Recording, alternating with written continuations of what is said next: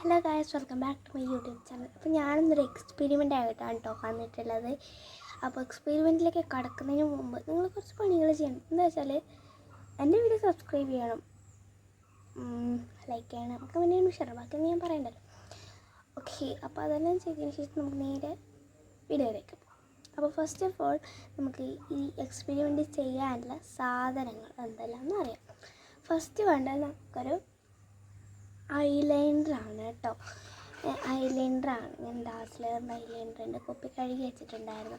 പിന്നെ വേണ്ടത് എന്താ വെച്ചാൽ നമുക്ക് കുറച്ച് വെള്ളമാണ് കേട്ടോ വേണ്ടത്. വെള്ളം ഞാൻ സോനപ്പപ്പൊടിയുടെ പാത്രത്തിൽ കുറച്ച് വെള്ളം എടുത്തിട്ടുണ്ട്. ഇനി നമുക്ക് എക്സ്പെരിമെൻറ്റിലേക്ക് പോകും.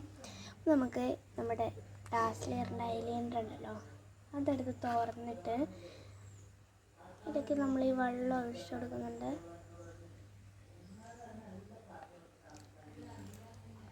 ഇനി നമുക്കിട്ടല്ലോ ഈ വെള്ളം അടച്ച് വെക്കുന്നുണ്ട്. ജസ്റ്റ് ഷേക്ക് ചെയ്യാം, ഓപ്പൺ ചെയ്യാം, പ്രസ് ചെയ്ത് ഇതാ